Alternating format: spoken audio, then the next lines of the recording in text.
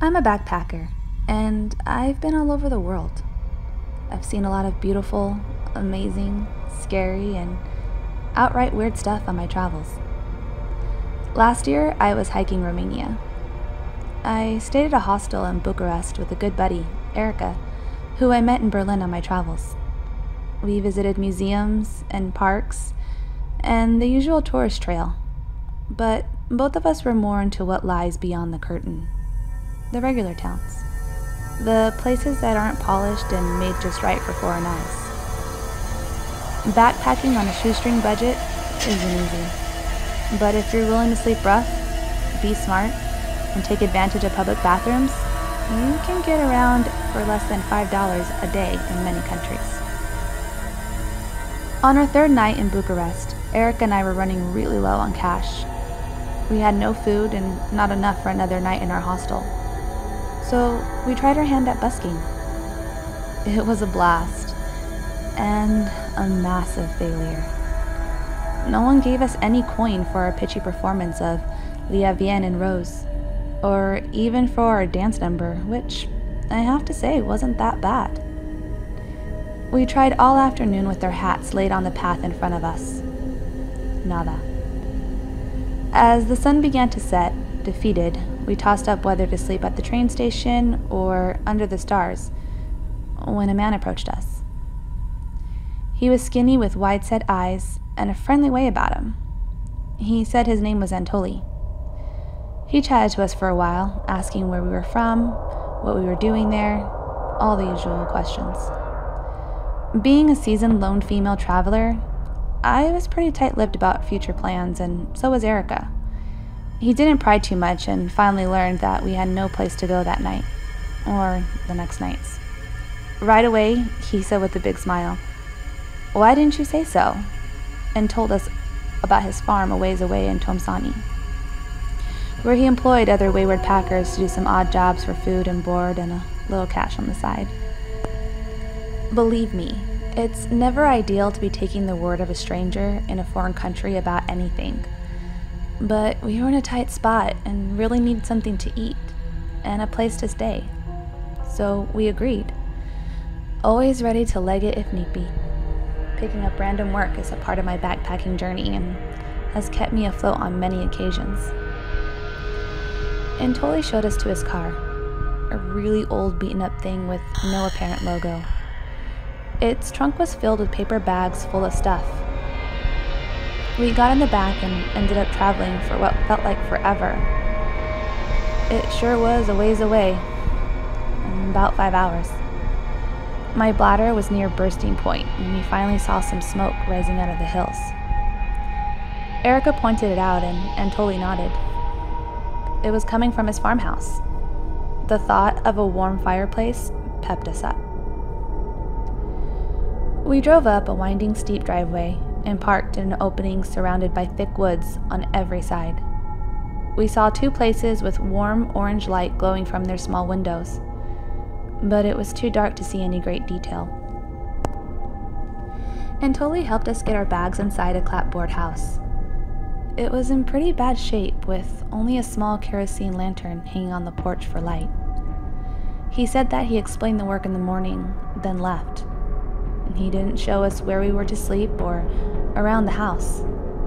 I had to relieve myself in some bushes. We stumbled upon 3 others sleeping in a tiny lounge room in a semicircle around the fireplace. We didn't bother looking elsewhere. It was freezing everywhere but near the fire, and too dark to see anyway. We set up our sleeping bags, trying not to disturb the others, feeling disappointed and hungry. Come morning, things got a little better, except the room. That didn't. The light revealed walls covered up in seeping rain-damaged stains, and it was extremely mildewy. Still was warm at least. Anatoly woke us all up super early and gave us cheese and crackers with tomato and mushroom soup. We met the others, Alan, Peter, and Zhao. Only Alan spoke English well. Anatoly gave us the lowdown on our duties. We were to help remove old, rotted wood from some of the sheds out back, and help fix them up afterwards.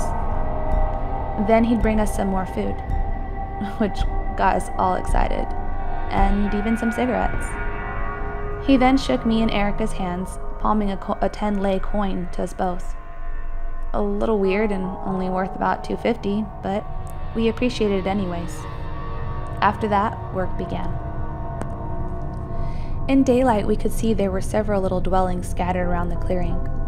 Some looked more home-like, some shed-like, some totally dilapidated. We all started to work on an okayish place and threw the rotten wood off the woods a few yards away. I noticed Anatoly drop by to watch us a while, and then make his way far up the back and into a kind of greenhouse covered in dirty white tarps. At lunch, we had more soup and cheese, a single cigarette each. Zhao seemed pretty withdrawn, or just very tired. We tried to ask what's up, but she just waved us away.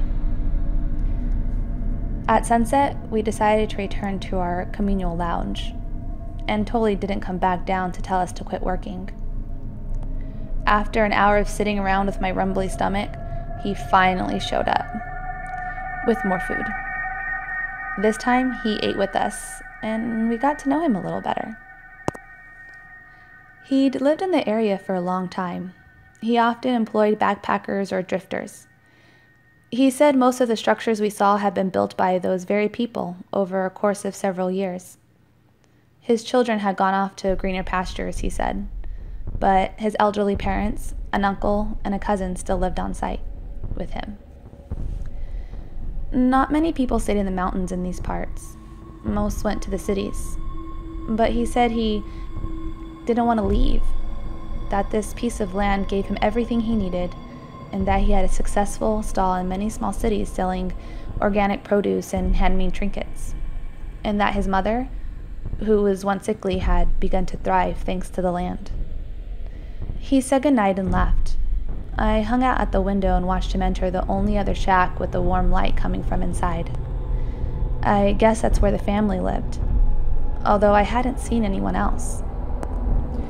We did some more wood removal the next day without Zhao. She stayed back and seemed totally miserable. Alan said she was missing home. Erica and I started nailing up new boards on the outside of the house. By 3, Anatoly still wasn't around, and we were absolutely starving. Slackers? We weren't. We all put our best into the work. By 4, I knocked on Anatoly's front door. I stood for a while and knocked again. No one answered. The others hung out in the lounge, unable to keep running on empty. I knocked much harder, accidentally causing the old door to open. I peeked in. It was pretty dark and musty, but not damp like our quarters. I called out Anatoly's name. "Anybody home? Buna?" And opened the door entirely and stepped inside. There was a very narrow hall with a closed door at each side. Straight ahead I saw a living room, and right in the center was a huge plant growing almost to the ceiling. It had pretty little bunches of pink flowers all over it. Yes, it was growing in the center of his family's house. The floorboards were cut away to allow it to grow from the ground underneath. It was odd, but also beautiful. I went in then. I know I shouldn't have, but it was so weird to see a plant like this smack bang in the middle of a room that I had to see it closer. I left pretty soon after. I thought I heard someone moving in one of the closed-off rooms. I rejoined the others and showed them a stalk of the pink flowers I picked. I told them about the whole plant in Anatoly's house. Alan and Zhao didn't seem to give a shit, but the others were interested. Not an hour later, Anatoly came in, full of good vibes and smiles as usual. He gave us food and also wine this time, perking Zhao up. Then he noticed the pink flowers. He walked to them. I set them on my backpack. He picked them up and held them close to his face, then held them out in front of him. he said. It was like I was a kid in front of the principal. I did eventually come forward after Anatoly screamed right in Alan's face. When I confessed, he charged at me and stopped inches away, shook the flowers and my face, scratching my cheeks slightly, then stormed out. We were all kind of sat around the rest of the night, feeling pretty low, and still hungry, even after our dinner feast. We wanted Anatoly to come back with food, even though he had gotten mad at us. Well, me. Next morning, Zhao was gone. All her stuff, too. Everyone claimed they didn't hear her leave. I didn't either. Anatoly didn't come to give us breakfast. We were all starving by then. Alan and Peter were slow and pretty airy throughout the morning. Me and Erica did most of the work regardless of our hunger. By late afternoon, with Anatoly still gone, I was ravenous. Really, I've never been so hungry. I didn't want to tell the others out of some kind of embarrassment, but I could tell they felt the same. I needed soup. I needed cheese. I didn't care. I would have eaten the entire sap off a tree. It's hard to explain, but it felt like I hadn't eaten in days. Even weeks. So Erica and I worked up the courage to visit Anatoly's again. Peter and Alan decided to let us do it while they waited. We knocked. No answer. But I heard a person cough inside. Erica did too. The blinds were drawn and the door was actually locked this time. Then Anatoly asked us what we wanted from behind. Scared the shit out of both of us. He was much calmer, but there was no friendly smile like when we met. He was subdued. We were wondering if you had any lunch for us? I asked. He looked from me to Erica, then finally said, I'll bring dinner down soon. I had to stop myself from beaming and jumping for joy. The idea of food was like gold, only depressing that we couldn't have it sooner. We almost left without asking about Zhao when Erica suddenly turned. Oh yes, where is Zhu? She said, never getting a hang of Zhao's name. Anatoly opened his door and stood halfway in. My cousin took her to town. Early. Then he disappeared inside. We went back to the guys who were dozing on the ground in the damp grass. Almost an invitation for a chest infection. We went indoors and gathered around our fireplace, eagerly awaiting dinner, not wasting precious strength on talking. Anatoly came in, a platter of food. We sat like obedient dogs as he dished out our serves. It was cheese, a thick mushroom soup, and some cucumber slices for after. We ate in silence, only the sound of our gnashing. Anatoly left us afterwards, and we beached ourselves on the floor, in partial food comas. When I woke up later, I was deathly cold. The fire was out, and no one had gotten up to tend to it. It was dark except for the silver moonlight streaming from the window. I sat up and tried to stoke the fire to life. Nothing. I rummaged for a lighter, but I couldn't sleep well enough. Alan wouldn't rouse. I didn't bother with Peter. Erica, too, was stubbornly asleep. And there was that feeling again. Hunger. So soon. I braved the outdoors to get a light from Anatoly. I felt he'd forgiven me for my mistake. He didn't seem too upset during dinner. His fire was going, but no one answered yet again. I stood there, getting colder and more annoyed by the second. This guy was starting to withhold food from us. He should have left snacks for the night. He hadn't paid us a dime either. I still had that pissy 10 lead enough for a Coke. I swore under my breath and went back to the lounge. but the greenhouse caught my eye. It looked almost like it was glowing way back up the field, reflecting the moon's light. I was drawn. I trekked to it. The ground got boggy up there and my shoe was almost sucked off by the marshy land. I made it. It was much less ethereal up close. The tarp was very heavy and nailed down with rusty old pegs every foot or so. I parted the openings to find more cover inside. A translucent sheet. I opened it and the smell of fertilizer rushed into my lungs.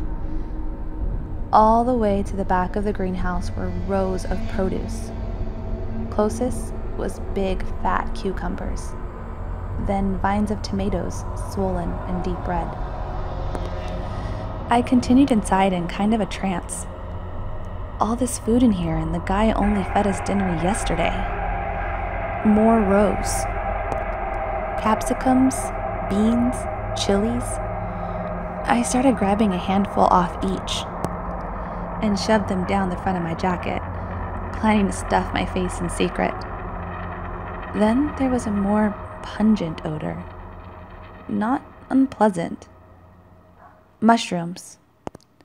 A whole bunch growing in a thick blanket on both sides. I stooped to grab fistfuls of those too.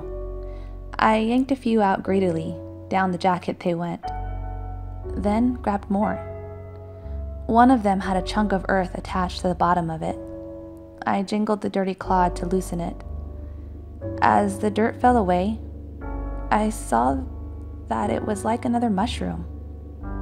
It was soft. It was flesh. At first, I didn't really understand my own realization. I dropped the mushroom attached to that gray and jelly-like chunk. Down on the planting bed, in the remaining empty space where I grabbed the other mushrooms, an image began to make sense. A dirt-crusted row of ribs, and inside, muddy, liquefying organs. Mushrooms sprouted out from within the corpse. The smell inside wasn't so bearable now. It was like the putrid stench had always been there, just a deep breath away. Yet, in my strange state, I had not smelled it at all. I ran. The vegetables jostled out of my jacket with each step. Images of the food I'd eaten made me wrench as I went. I made it to the hut and stormed inside. I shook Erica like a lunatic. She woke after a minute of this, still much longer than it should have taken. I told her we were leaving. I told her Antoli had people in shallow graves turned vegetable patch. She couldn't really comprehend that part of the story, but she hauled ass anyway, and I'm always thankful for that. We woke the guys before we left. Erica and me had to take turns to shake them hard. I told them what was happening. Peter just sat with sleepy eyes. I guess he couldn't understand. Alan, though, he laughed.